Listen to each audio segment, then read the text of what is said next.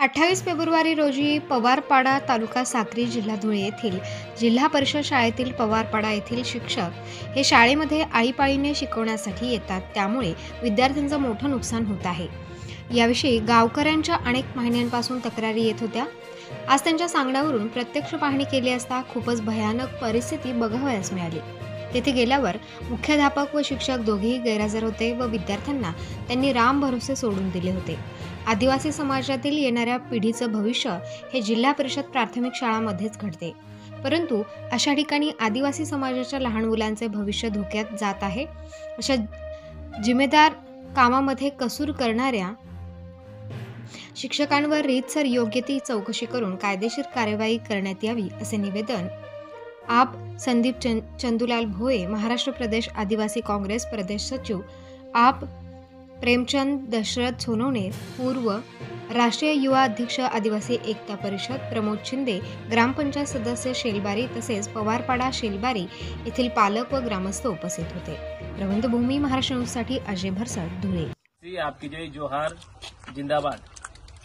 आज दिनांक 28/2/2023 रोजी मोजे ग्रामपंचायत धोंगडे दिगर पैकी पवारपाडा जिल्हा परिषद शाळा पवारपाडा या ठिकाणी आदिवासी प्रदेश काँग्रेसचे महाराष्ट्र प्रदेश सचिव आमचे मित्र संदीप भाऊ भोये, या ग्रामपंचायतचे सन्माननीय सदस्य आदरणीय बबलू दादा आणि या गावातले सन्माननीय पालक ज्यांचे पाल्य इथं शिकतात, हे सर्व कार्यकर्त्यांनी आम्हाला सांगितलं की आमच्या गावावर शिक्षक कोणीच नाही आहेत, विद्यार्थी राम भरोसे बसलेले आहेत।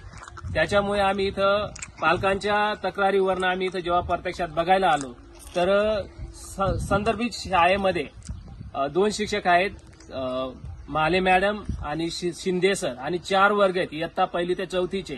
तर या चौघ वर्गाचे पोरं राम भरोसे इथं बसले आहेत। पालक आदिवासी पालक हा शेतात कामानिमित्त निघून जातो आणि पोरं सकाळी तयारी करून शाळेत येतात, पण या शाळेचं वैशिष्ट्य असं आहे की गेल्या अनेक दिवसांपासून अनेक महिन्यांपासून या पालकांच्या वतीने अनेकदा कंप्लेंट येत आहेत की धोंगडेपैकी पवारपाडा जी जिल्हा परिषद शाळा आहे या शाळेचे 2 कर्मचारी, एक महाले मॅडम आणि दुसरे शिंदे सर, हे दोघं सर आईपाईने एक वेळेस एक येईल तर दुसरा दांडी मारतो, दुसरा येईल तर पहिला दांडी मारतो। ही जी सिस्टम आहे या सिस्टम संदर्भात पालकांनी अनेक कंप्लेंट दिलेले आहेत, पण तरी सुद्धा संदर्भित केंद्र प्रमुख, संदर्भित शाळेचे केंद्र प्रमुख असतील, गट शिक्षण अधिकारी असतील, पंचायत समितीचे बीडीओ साहेब असतील, यांनी यांच्या तक्रारींकडे लक्ष दिलेले नाही। त्याच्यामुळे या पालकांचा रोष दिवसेंदिवस वाढत आहे आणि आज त्यांनी ही अवस्था बघून संदीप दादाला मला फोन केला। मी आदिवासी एकता परिषदचा पूर्व राष्ट्रीय युवा अध्यक्ष प्रेमचंद सोनवणे। तर आम्ही जेव्हा प्रत्यक्षात येऊन ही घटना बघितली तो जो आदिवासी समाजाचं जिथनं भविष्य तयार होतो, आदिवासी समाज जिथनं घडतो, अशा जिल्हा परिषद शाळांमध्ये जे शिक्षक लोक त्यांच्या नैतिक जबाबदारीने काम करायला पाहिजे तशी नैतिक जबाबदारी काम करायला ते इथं दिसत नाही। हे संदर्भित दादा ज्यांचा पाल्य इथं शिकतोय हे आताच पिंपनेरमध्ये होते, तर पिंपनेरमध्ये या शाळेचा शिक्षक तिथं नशेच्या अवस्थेत आढळून आला त्यांना, आणि संदर्भित लोक सांगत होते त्यांना की तुम्हाला शाळेना मास्तर हो म्हणून त्याला उचलीने लई जा।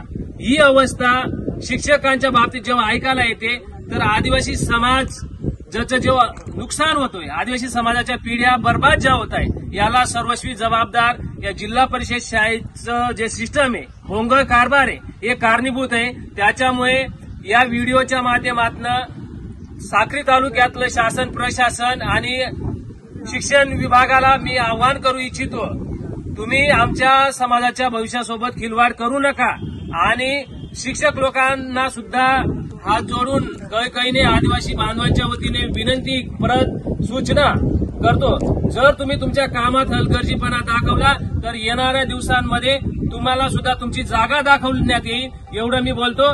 आणि या संदर्भित शाळेवर जे जे असे शिक्षक लोक काम करतायत तर या पालकांचं ज्या तक्रारी आहेत त्याच्यानुसार आणि पाल्यांचं जे नुकसान होत आहे याच्यामुळे सर्वस्व जबाबदार जिल्हा परिषद विभाग आहे, आणि या विभागाने तात्काळ यांच्यावर कार्यवाही करावी अशी आवाहन करतो। धन्यवाद। जय आदिवासी।